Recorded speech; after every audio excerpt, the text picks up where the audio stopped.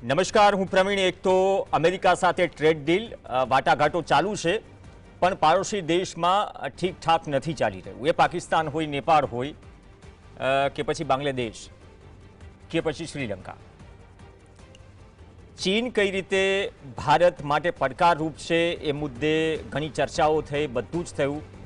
America સાથેના વણસેલા સંબંધો હવે ધીમે ધીમે ગાડી પાટા પર આવે છે કે નહીં, અને ઉપરથી ભારત પાકિસ્તાન વચ્ચે જે સ્થિતિ વણસી છે એ સ્થિતિમાં પણ બાકી બધા જ સંબંધો કપાયા હોય, ક્રિકેટ ચાલુ છે. ને રવિવારે ફરીથી ભારત પાકિસ્તાન વચ્ચેનો મુકાબલો લોકો પોપકોર્ન ખાતા ખાતા જોશે. પણ આ તમામ વચ્ચે પાકિસ્તાન અને સાઉદી અરેબિયા વચ્ચે જે સંરક્ષણ ડીલ થઈ તેના પર સૌની નજર છે. કેમ કે જે નાટો દેશોનું સમૂહ છે એ પ્રકારનો સમૂહ બનાવવાનો શું પ્રયત્ન મુસ્લિમ દેશો કરી રહ્યા છે, તેનું કારણ શું છે? ઈરાને જે રીતે ઇઝરાયેલે જે રીતે ઈરાન અને કતરમાં હુમલો કર્યો, તેનાથી ઘણા બધા સંકેત હતા. પાકિસ્તાનના પીએમ ક્રાઉન પ્રિન્સને મળવા જાય છે. 4 મહિના પહેલા વડાપ્રધાન મોદી પણ ગયા હતા અને સર્વોચ્ચ સન્માન સાઉદીનું તેમને મળ્યું. અને એ પ્રકારની સ્થિતિ અને એ પ્રકારના દ્રશ્યો થોડા દિવસો પહેલા જ્યારે પાકિસ્તાની પીએમ અને પાકિસ્તાની સેનાના પ્રમુખ મુનીર જાય છે ત્યારે પણ મળે છે. પણ એ ડીલની ચર્ચા બહુ ઓછી છે. આ ડીલ પાછળ કોણ છે? આ ડીલની ચર્ચા હતી. ઉપરથી એવા સમાચાર આવ્યા કે ચાબાર પોર્ટ, ચાબાર બંદર છે, તેના પર જે 2018માં પ્રતિબંધ ઉઠ્યો હતો, હવે ટ્રમ્પ પ્રતિબંધ મૂકી રહ્યા છે. ગઈકાલે એવા સમાચાર મળે છે કે સેનાની એક ટુકડી અફઘાનિસ્તાનમાં ટ્રમ્પ મોકલવાની વાતો કરે છે. તો જે ડીલ પાકિસ્તાન અને સાઉદી વચ્ચે થઈ, એમાં કોઈ એક દેશ પર હુમલો બંને દેશ પર ગણાશે. એટલે કે પાકિસ્તાન પર હુમલો થાય તો સાઉદી માને કે અમારા પર હુમલો થયો હશે, નાટો દેશોની જેમ એક સાથે આવી જાય. હવે આ બધી જ સ્થિતિ હતી. તો ગઈકાલે પાકિસ્તાનના જે રક્ષામંત્રી છે તેનું એક ટીવી ઇન્ટરવ્યુમાં નિવેદન આવે છે કે પાકિસ્તાન તેના પરમાણુ શસ્ત્રો સાઉદી અરેબિયા સાથે શેર કરશે અને આ કરાર બંને દેશને એકબીજાનું રક્ષણ કરવાનું વચન આપે છે. પાકિસ્તાન રક્ષામંત્રીને સવાલ કરાયો કે જો ભારત પાકિસ્તાનનું યુદ્ધ થાય તો તેમને કહ્યું કે કોઈ રંજ વગર કહ્યું કે ભારત સામેના યુદ્ધમાં સાઉદી પાકિસ્તાનના પક્ષમાં જોડાશે. આ પાકિસ્તાની રક્ષામંત્રીનું સ્ટેટમેન્ટ એક ન્યૂઝ ઇન્ટરવ્યુમાં. ભારતે સાઉદી સાથે બાકી બધી ડીલ પણ કરી છે, પણ ચાબાર પરનો નિર્ણય, આ ડીલ જે ઘટી રહ્યું છે આપણી આસપાસ અને વિદેશ નીતિને લઈને જે પડકારો છે એ પણ એક મુદ્દો છે. ભારત તરફથી જે સ્ટેટમેન્ટ આવ્યું છે એ છે કે ભારત પોતાના રાષ્ટ્રીય હિતોની રક્ષા માટે તૈયાર છે, કરારની અસરોનો અભ્યાસ કરાશે કે આ કરારની અસરો શું થશે. હવે આ ડીલ ખરેખર ભારતના સંદર્ભમાં જોઈએ ચર્ચા કરવી ખૂબ જરૂરી છે, જે પ્રકારની સ્થિતિ અત્યારે ઉદ્ભવી છે. ખાસ મહેમાન આપણી સાથે જોડાશે, ડૉક્ટર જયનાણભાઈ વ્યાસ આપણી સાથે જોડાશે. વ્યાસ સાહેબ, આપનું સ્વાગત છે. વ્યાસ સાહેબ, આ ડીલ અને આજે જે હેડલાઇન્સ આપણે વાંચી ચાબાર પોર્ટવાળી, કે અમેરિકા પ્રતિબંધ મૂકવાના મૂડમાં છે. ગઈકાલે એક એવા સ્ટેટમેન્ટ આવે છે કે ફરી અફઘાનિસ્તાનમાં જે એરબેઝ કે જગ્યા સોંપી હતી તાલિબાનીઓને, ત્યાં પણ ટુકડી પોતાની રાખવા તૈયાર છે. આ ડીલ શું માત્ર ઇઝરાયેલે ઈરાન અને કતર પર કરેલા હુમલાનો ફફડાટ છે કે પછી પડદા પાછળ એક મોટો ખેલ ખેલાઈ રહ્યો છે અને તેનાથી ભારતને કઈ પ્રકારની અસરો થઈ શકે?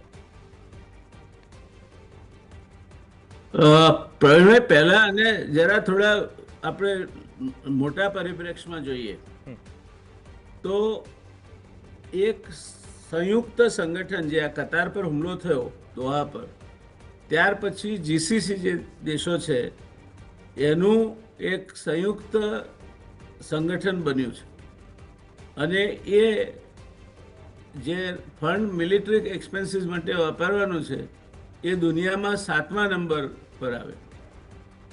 કુલ 114.5 અબજ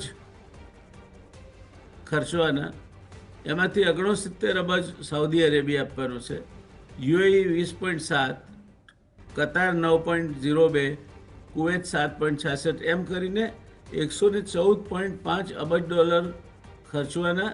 અને એ લોકો પોતાનો સંયુક્ત એક એર ડિફેન્સ સિસ્ટમથી માંડીને બાકીનું બધું જ ઊભું કરવાના છે. હમણાં જે સાઉદી અરેબિયાએ અમેરિકા સાથે જે કરાર કર્યા જ્યારે ટ્રમ્પ આવે ત્યારે, એ હેઠળ બહુ મોટા પાયે શસ્ત્રોની આયાત પણ સાઉદી અરેબિયા અમેરિકા પાસેથી કરવાનો છે. આ પરિપ્રેક્ષમાં હવે આપણે બીજો મુદ્દો ઉમેરીએ તો પાકિસ્તાન નાનું રાષ્ટ્ર છે અને જે કરાર થયા છે એ સ્પષ્ટ છે કે એક પર હુમલો થાય એ બંને પર થયેલો હુમલો ગણાશે અને સંયુક્ત રીતે એનો સામનો કરવામાં આવશે. એટલે એ પછી પાછું સાઉદી અરેબિયાની જે એમ્બેસી છે એના રાજદૂતાવાસે એવું જાહેર કર્યું છે કે ભારત સાથેના અમારા સંબંધો અત્યંત મહત્વના છે, મજબૂત છે અને અમે ભારત સાથેના આ સંબંધો આગળ વધારે વિકસાવવા એ માટે પ્રયત્નશીલ છે. એટલે આ ખરેખર શું ચાલી રહ્યું છે એ જ ખબર નથી પડતી. ભારતની વિદેશ નીતિ કઈ દિશામાં જઈ રહી છે. જેમ વાણનો કુવાથમ તૂટી જાય અને વાણ સમુદ્રમાં ફંગોળાતું ચાલે, કારણ કે સઢ વગરનું વાણ દિશા ન પકડી શકે, એ સ્થિતિ આજે ભારતની વિદેશ નીતિની છે. એ કોઈ પણ બાબતમાં સ્ટેન્ડ લઈ શકતા નથી. આપણે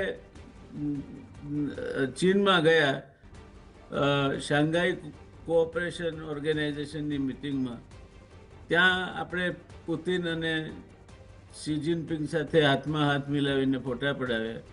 અહીંયા ગોદી મીડિયાએ કહ્યું કે હવે અમેરિકાના પેટમાં તેલ રેડાયું, કોઈએ કહ્યું કે અમેરિકા ફડફડી ગયું છે. આવું બધી વાતો થઈ.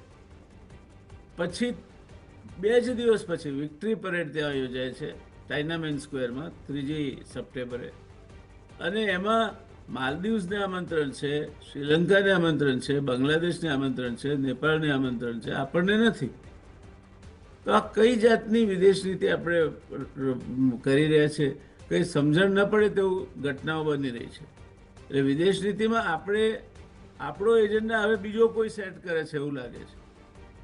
સેટિંગ ધ નેરેટિવ જેને કહેવાય તે બીજો કોઈ સેટ કરે છે તેવું લાગે છે.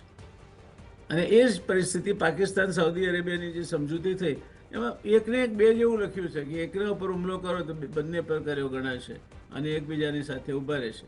પછી હવે એની ક્લેરિફિકેશન ક્યાં માંગવાની રહે? તમે ને હું એક મુદ્દે કરારબદ્ધ થઈએ છીએ. હું એમ કહું છું કે પ્રવીણભાઈ, આ મારી પેન છે, તમારી જ પેન છે, તમારે જ્યારે જોઈતી હોય ત્યારે મારી પાસેથી માગી લેવાની. પછી હું એમ કહું કે ના ના, હું તો બીજા એક મિત્ર છે મારા, એમની પેન પણ હું વાપરું છું.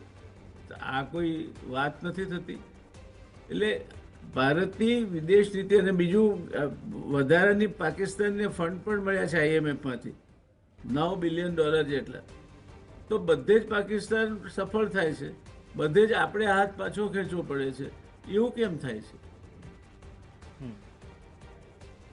તો આ એક બહુ મોટો સવાલ છે. હમણાં જે ઘટના ઘટી, યુએનમાં જે પ્રસ્તાવ મુકાયો, કેમ કે ગાઝાનો જે વિષય ચાલી રહ્યો છે, ઇઝરાયલ અને ગાઝા, ફરી વીટો વાપર્યો અમેરિકાએ, અને અમેરિકા વીટો વાપરે છે. અમેરિકા અંગે જે ટેરિફની વોર ચાલી રહી છે, રશિયાથી આપણે જે સસ્તું ઓઇલ ખરીદ્યું તેના કારણે જે સ્થિતિ બાકી જગ્યાએ ઊભી થઈ, ઈરાન પણ જે પરિસ્થિતિમાં ભૂતકાળમાં આપણા ઈરાન સાથે સંબંધો રહ્યા છે ઘણી બધી બાબતોમાં, હવે એ સંબંધોને આપ કઈ રીતે જોઈ રહ્યા છો ચાબહારના પરિપ્રેક્ષમાં? આપણે જે વૈકલ્પિક રસ્તો જે શોધ્યો અમુક ટ્રેડ વોરની બાબતમાં કે આર્થિક પરિસ્થિતિઓ જ્યારે ચેલેન્જિંગ સતત થઈ રહી છે, ભલે GDP કંઈ પણ આવે, પણ વાસ્તવિક સ્થિતિ જમીન પર એ છે કે તકલીફ છે અને તકલીફ સરકાર સ્વીકારતી નથી. તો આ બધી પરિસ્થિતિઓમાં જે આપણે વિકલ્પ શોધી રહ્યા છે, તો દર વર્ષે કે સમય સાથે શું આપણો વિકલ્પ બદલાતો રહેશે?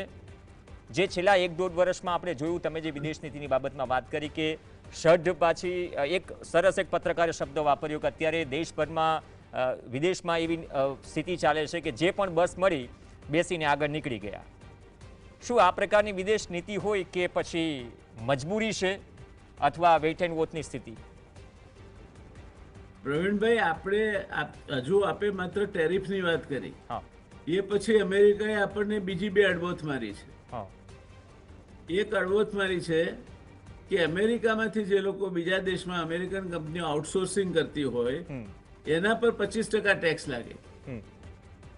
હવે આપણો આખો જે આ ઓટો પાર્ટ્સ અને આઈટી આઈટી એ ધંધો સિલિકોન વેલી અને અમેરિકાથી જે આવે છે એ હવે એ લોકોને 25% મોંઘો પડશે, એટલે વૈકલ્પિક વ્યવસ્થાઓ ડેવલપ થવા માંડશે.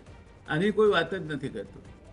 બીજું, સાહેબ, પરિસ્થિતિ એવી ઊભી થઈ છે કે H1B વિઝા હોય તમારી પાસે અને અહીંયા ભાઈના લગ્ન છે ને તમે અહીં આવ્યા છો અને આવતીકાલ સાંજ સુધીમાં તમે જો અમેરિકા પહોંચી ન જાઓ, જે કોઈ રસ્તે શક્ય નથી આપણા ત્યાંથી પહોંચવું, તો તમને અમેરિકામાં પહોંચતા અટકાવી શકાય છે. અને જો પહોંચવાનું હોય અટકાવાય નહીં તો પણ $1 લાખ તમારે ભરવા પડે H1B વિઝા માટે. તે પ્રકારની પરિસ્થિતિનું નિર્માણ થયું છે. તો આ અમેરિકા એકતરફી આગળ વધી જ જાય છે અને આપણે રૂ ઉપરની ડ્યુટી માફ કરી નાખી, કપાસ ઉપરની, એટલે ખરી સિઝનમાં ખેડૂતોને આપણે નવરાવ્યા. અને બીજી બાજુ અમેરિકા આપણને જ્યારે મોકો મળે છે ત્યારે દંડો મારે છે. એટલે અમેરિકાએ માત્ર એકલું આ ટેરિફની વાત કરી. ટેરિફ તો લાંબા ગાળે પચાવી જઈશું આપણે, હું ટેરિફની બહુ ચિંતા નથી કરતો, પણ આ 25% જે આઉટસોર્સિંગ ઉપર ટેક્સ નાખ્યો અને જે $1 લાખ તમને H1B વિઝા માટે આપવા પડે, જેની મુદત કાલથી જ શરૂ થાય છે, તો એ કઈ રીતે કરીશું આપણે? પહોંચી જ નહીં શકાય. તમે કોઈના લગ્ન માટે આવ્યા હો તો, વેકેશન માટે આવ્યા હો તો ટાઈમ જ નથી. એક જ જગ્યાએ પહોંચી શકાય, સાન ફ્રાન્સિસ્કો, એ સિવાય કોઈ જગ્યાએ પહોંચી શકાય એવું નથી. તે પણ માણસ બેઠો હોય ઊભો થઈને તો સીધો દોડવા નહીં માંડે. એટલે એક બાજુ અમેરિકા આપણે મારતો હોય. ચાબાર થયું ત્યારે આપણે બહુ મોટી બડાઈઓ મારી હતી કે હવે શાબાર થઈ ગયું, this is an answer to Gadar. પાકિસ્તાનનું જે બંદર ચીનનો વહીવટ કરે છે, અને હવે આપણે રશિયાને આ બધા જે દેશો છે એ બધા દેશો સાથે આપણે જમીન માર્ગે પણ જોડાઈશું. અને ત્યાં ઈરાનમાં પણ આપણે ઓઇલ સંશોધન છે, રેલવે લાઇન છે, એના પ્રોજેક્ટ એ બધા કેન્સલ થઈ ગયા તમારા પ્રોજેક્ટ. એટલે વિદેશ નીતિના મોરચે આપણે કોઈ નીતિ છે ખરી? અને નીતિ તમે બહુ સરસ એક સિમિલી આપી, મને હસવું આવેલું એ વખતે, કે જે બસ આવી એમાં બેસી ગયા. એનું આદર્શ ઉદાહરણ માલદીવ્સ છે. માલદીવ્સમાં પ્રમુખ પદની ચૂંટણી થાય છે, પ્રમુખ ચીન તરફી ઝોકવાળા આવે છે. પહેલા ભારત આવવાના બદલે એ ચીન જવાનું નક્કી કરે છે, પછી પાકિસ્તાન જાય છે. અને આપણે માલદીવ્સનો બહિષ્કાર કરવાનો સોશિયલ મીડિયામાં જાહેર કરીએ છીએ. પછી આપણને ખબર પડે છે કે આ તો સાલી સ્ટ્રેટેજિક ભૂલ છે આપણી. એટલે પછી પાછા સંબંધો સુધારીએ છીએ આપણે. માલદીવ્સના પ્રમુખ આપણા ત્યાં આવે છે, રેડ કાર્પેટ વેલકમ આપીએ છીએ અમને. આપણા વડાપ્રધાન માલદીવ્સમાં જાય છે, 5300 કરોડની લાઇન ઓફ ક્રેડિટ આપી આવે છે જઈને. એટલે આ વિદેશ નીતિ આપણી કઈ રીતની ચાલે છે? એ પેલા જીભની નીચે બોલ બેરિંગ મૂકેલા છે, તો તમારે જેમ ગોળ ગોળ ફેરવવું હોય તેમ ફેરવી રાખો. પણ માલદીવ્સની જગ્યાએ ઘણી વખત આંડમાન નિકોબારના ફોટોઝ પણ સોશિયલ મીડિયામાં રાખીને ઘણા બધા એક્ટર્સ પણ તેમાં ખુલ્લા પડ્યા કે ગાડરિયા પ્રવાહની જેમ વહી ન જવું જોઈએ. અને માલદીવના આપણે જે સોશિયલ મીડિયા પર આ એક માલદીવનો દાખલો નથી. જ્યારે 23મી ઓક્ટોબરે હમાસે ઇઝરાયલ પર હુમલો કર્યો ત્યારે આપણા આ બધા જ સોશિયલ મીડિયાના બહાદુરોએ ઇઝરાયલને અભિનંદન આપ્યા હતા અને પોતે પોતાની ટેકો એને જાહેર કર્યો હતો. પછી ભારત સરકાર પોતાનું નિવેદન કરે છે કે અમે બંને દેશો લડ્યા વગર શાંતિથી પોતાના પ્રશ્નોના ઉકેલ લાવે, અમે કોઈના તરફી નથી. એટલે આવું તો આપણે ત્યાં ચાલ્યું આવ્યું છે. એમાં કંઈ બહુ નવી પામવા જેવું નથી. બહુ આશ્ચર્ય નહીં કરવાનું. ને આશ્ચર્ય તો કદાચ સવારે ઉઠીને આંખ ઉઘડે ને કંઈક નવો નિર્ણય આવે અચાનકથી, ગઈકાલે ઉઠ્યા હોય ને કંઈક અલગ નિર્ણય હોય તો એમાંથી વિરોધ હોય તો સમર્થન કરવાનું. આશ્ચર્ય નીચે જે થઈ રહ્યું છે. અને આ ટ્રેડ ડીલ ઉપર ફરીથી આવીએ, કેમ કે રોજે રોજ આપણે ગૂગલમાં ચેક કરવું પડે છે કે $1 સામે રૂપિયાની સ્થિતિ શું છે. આજકાલ ફરીથી કહું છું કે ભૂતકાળમાં તો વડાપ્રધાનની ઉંમર સાથે પણ રૂપિયો સરખાવાતો, પણ આજે એનાથી બદતર સ્થિતિમાં છે, $88.09. હવે જે અનિશ્ચિતતાઓ છે, જેમ જીએસટીમાં અનિશ્ચિતતાઓ હતી, એ રીતે જે આપણું પ્રોડક્શન આખું સેક્ટર છે, સુરત હોય કે કોઈ પણ જગ્યાએ કોઈ વેપારી, તમે આઈટીનું એક ઉદાહરણ આપ્યું કે જે બહાર એક્સપોર્ટ કરી રહ્યો છે, તે અનિશ્ચિતતાના માહોલમાં છે. હવે એ અનિશ્ચિતતા રોજગારીની દ્રષ્ટિએ, આપણી ઇકોનોમીની દ્રષ્ટિએ જ્યાં સુધી આટલો લાંબો સમય ચાલે, મતલબ અસમંજસતાવાળી સ્થિતિ, આ વિદેશ નીતિની જે કંઈ પણ ચાલી રહી છે, એ કેટલી અસર કરશે? કેમ કે ફરીથી યાદ અપાવું કે ચોમાસું એટલું પીડાદાયક રહેવું છે ઉત્તર ભારતના રાજ્યોમાં. નુકસાની એ છે, હજુ એના આંકડા તો ધીમે ધીમે આવશે. તો આ બધી સ્થિતિઓ વચ્ચે અનિશ્ચિતતા આપણને કઈ તરફ દોરી જઈ રહી છે? જો સુરતની વાત કરીએ આપણે, ડાયમંડ દુનિયામાં 12 હીરા વેચાય, એમાંથી 11 સુરતમાંથી પસાર થાય છે. ડાયમંડ અને જ્વેલરી ઉપર હવે ટેરિફ 50% પ્રમાણે લાગશે. એટલે અમેરિકાના બજારમાં આપણા ડાયમંડ્સ અને જ્વેલરી માટે તકલીફ ઊભી થઈ છે. બીજી જે ચર્ચાતી નથી વાત એ છે કે રશિયાની જે રફ વાપરે છે, જે લોકો રશિયન ઓરિજિનના ડાયમંડ્સ બનાવે છે રફમાંથી, એમને પણ બહિષ્કાર કરવામાં આવ્યો છે. હવે રફ ક્યાંથી લીધી એના ઉપરથી તમારા માલનો બહિષ્કાર થાય છે. એટલે સુરતમાં છેલ્લા 2 વર્ષમાં 75 જેટલા રત્ન કલાકારોએ આપઘાત કર્યા છે. આ આંકડો કદાચ વધારે હોય તો મને નવાઈ નહીં લાગે. ડાયમંડ બોર્સ પેન્ટાગોન કરતા મોટું એનો વિસ્તાર છે. દુનિયાનું મોટામાં મોટું ઓફિસ બિલ્ડિંગ છે diamond bourse, Surat diamond bourse. It has fail to quick. ખાલી પડ્યું છે અત્યારે, નગરની પ્રવૃત્તિ ચાલે છે ત્યાં. એટલે સુરતમાં હીરા ઉદ્યોગ મુશ્કેલીમાં છે, તે સ્વીકારવા પૂરતી પણ આપણી તૈયારી ના હોય તો પછી તમને તાવ આવ્યો છે એવું સ્વીકારશો જ નહીં, તો એની દવા કઈ રીતે કરશો તમે?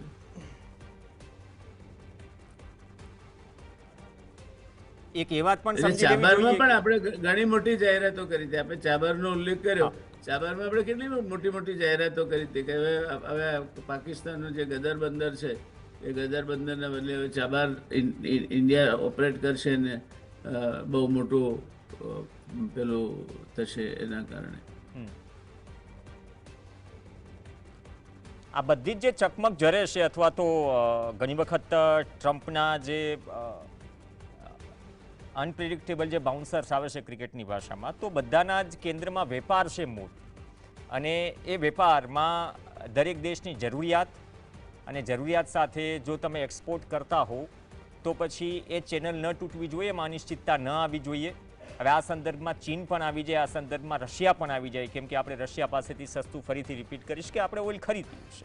અને ખાડી દેશોમાં જે પ્રકારની અનિશ્ચિતતા ઊભી થાય છે વારે ઘડીએ, જે પક્ષ, કેમ કે ઇઝરાયેલના પક્ષમાં તો અમેરિકા છે, ટેકો દઈને ઊભું છે, એ પરિસ્થિતિ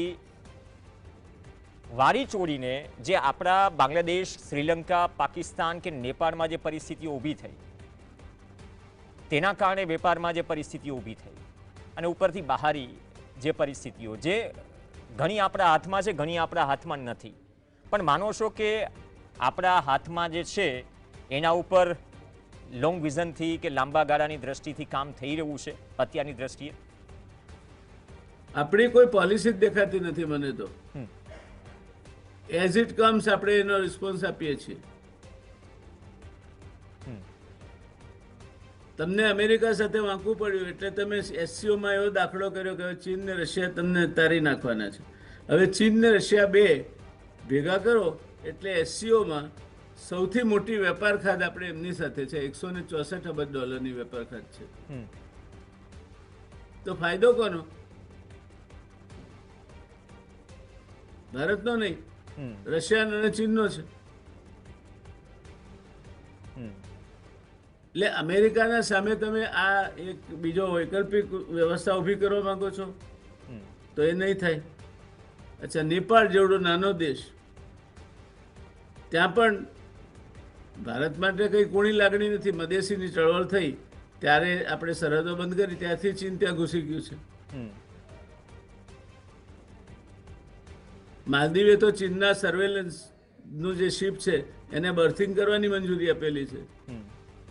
શ્રીલંકાનું હનુમાન પગલા અથવા હમ્બનટોટા એ ચીનની પાસે છે, 99 વર્ષના પટે આપેલું છે. તો આપણે શું કરીએ છીએ, કઈ વિદેશ નીતિ આપણી તમે વાત કરો છો?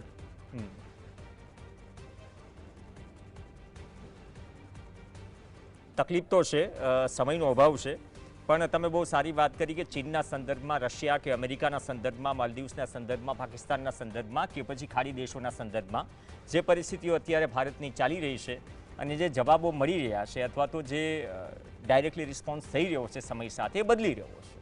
આપણે રિટેલિએટ કરી રહ્યા છે.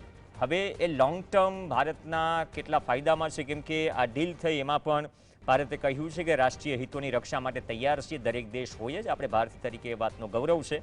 પણ અભ્યાસ થશે કે તેની ભારતો પર શું અસર થશે, અને જે અસર થાય છે તેને રિકવર કરવા માટે પણ પોલિસી કદાચ વિચારી રાખી હશે. આટલા મોટા લોકો જ્યારે દેશ ચલાવતા હોય, પોલિસી બનાવતા હોય, પણ સ્થિતિ ઠીક નથી અને એમાં પણ ભારત દેશનું પહેલું હિત વિચારીને આગળ વધી રહ્યું છે, જે દરેક દેશ કરે.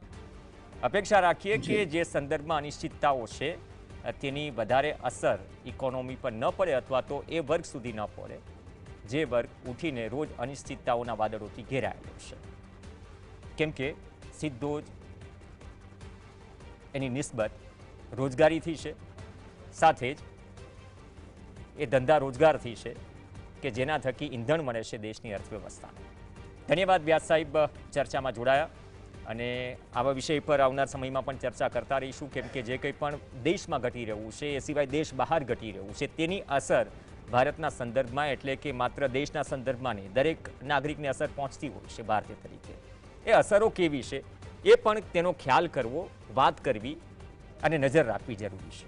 નમસ્કાર.